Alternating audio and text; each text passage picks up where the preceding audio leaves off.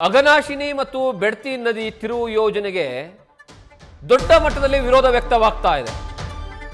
ಉತ್ತರ ಕನ್ನಡದ ಶಿರಸಿಯಲ್ಲಿರುವಂತಹ MES college ಮೈದಾನದಲ್ಲಿ ದೊಡ್ಡ ಸಮಾವೇಶವನ್ನ ಮಾಡಲಾಗಿದೆ. ಒಂದು ವೇಳೆ ಇದೇನಾದರೂ ಯೋಜನೆ ಜಾರಿಗೆ ಆಗಿದ್ದೇ ಆದರೆ 13 ಬುಡಕಟ್ಟು ಸಮುದಾಯಕ್ಕೆ ದೊಡ್ಡ ಮಟ್ಟದಲ್ಲಿ ಸಮಸ್ಯೆ ಆಗುತ್ತೆ. ಉತ್ತರ ಕನ್ನಡ ಜಿಲ್ಲೆಯಲ್ಲಿ ಹರಿತಾ ಇರುವಂತಹ ಅಘನಾಶಿನಿ ಮತ್ತು ಬೆಡ್ತಿ ನದಿ, ಅಘನಾಶಿನಿ ತಿರುವನ್ನ ಮಾಡಿ, ಆ ನದಿಯ ತಿರುವನ್ನ ಮಾಡಿ ಚಿತ್ರದುರ್ಗದ ವೇದಾವತಿಗೆ ಜೋಡಣೆ ಮಾಡುವಂತಹ ಯೋಜನೆ ಇದು. ಈ ಯೋಜನೆ ಏನಾದರೂ ಜಾರಿಗೆ ಬಂದಿದ್ದೇ ಆದರೆ ಸಾವಿರಾರು ಎಕರೆ ಅರಣ್ಯ ಭೂಮಿ, ಸಾವಿರಾರು ಎಕರೆ ಕೃಷಿ ಭೂಮಿ ಹಾನಿಯಾಗುತ್ತಂತೆ. ಕುಡಿಯೋ ನೀರಿನ ಯೋಜನೆಯಿಂದ ಇದಕ್ಕೆ ಸಮಸ್ಯೆ ಆಗುತ್ತೆ. ಈ ಎಲ್ಲ ಕಾರಣಗಳಿಂದಾಗಿ ತೀವ್ರ ವಿರೋಧ ವ್ಯಕ್ತವಾಗ್ತಾ ಇದೆ. ಅಘನಾಶಿನಿ ಮತ್ತು ಬೆಡ್ತಿ ನದಿ ಜೋಡಣೆ ಯೋಜನೆ ನಿಲ್ಲಿಸಬೇಕು ಅಂತ ಆಗ್ರಹವನ್ನ ಮಾಡಿ ಇವತ್ತು ಶಿರಸಿಯ ಎಂಇಎಸ್ ಕಾಲೇಜು ಮೈದಾನದಲ್ಲಿ ದೊಡ್ಡ ಮಟ್ಟದಲ್ಲಿ ಹೋರಾಟವನ್ನ ಮಾಡಲಾಗಿದೆ. ಈ ಹೋರಾಟಕ್ಕೆ ಅಲ್ಲಿರುವಂತಹ ಸ್ಥಳೀಯರು, ಸ್ವಾಮೀಜಿಗಳು, ಅದರ ಜೊತೆಗೆ ಸಮಾಜ ಸೇವಕರು, ವಿದ್ಯಾರ್ಥಿಗಳು, ರೈತರು, ಆ 13 ಬುಡಕಟ್ಟು ಸಮುದಾಯದವರು ಎಲ್ಲರೂ ಸಹ ಸಾಥನ್ನು ಕೊಟ್ಟಿದ್ದಾರೆ.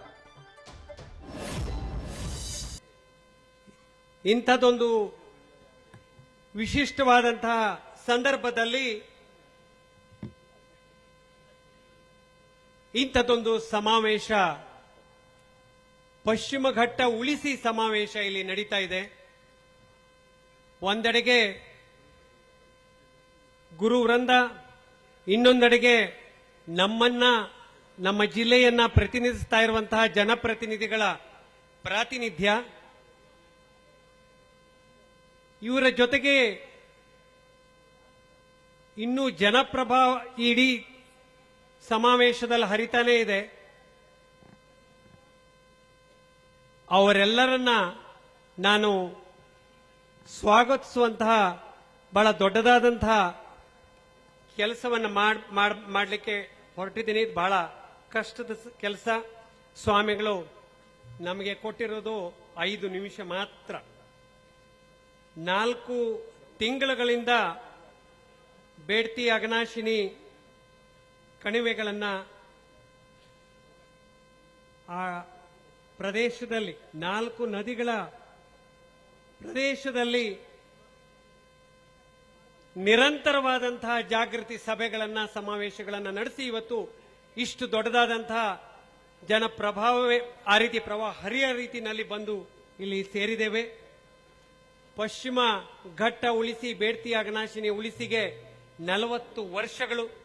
80ರ ದಶಕದಲ್ಲಿ ಪೂಜ್ಯ ಸ್ವರ್ಣವಲ್ಲಿ ಸ್ವಾಮೀಜಿಯವರ ನೇತೃತ್ವದಲ್ಲಿ 82 ಮತ್ತು 92 ನಮ್ಮ ಆಂದೋಲನ ನಡೀತು. 92ರಲ್ಲಿ ಪೂಜ್ಯ ಸ್ವರ್ಣವಲ್ಲಿ ಶ್ರೀಗಳ ನೇತೃತ್ವದಲ್ಲಿ ಬಹಳ ದೊಡ್ಡದಾದಂತಹ ಪಾದಯಾತ್ರೆ ನಡೀತು.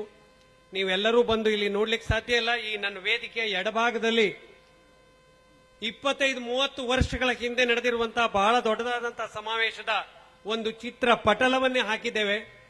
ಬಹಳ ಅಪರೂಪದ ಚಿತ್ರಗಳನ್ನ ನೀವು ನೋಡಬಹುದು. ಅನೇಕರು ನಾವಿಲ್ಲಿ ಹುಟ್ಟೇ ಇಲ್ಲ.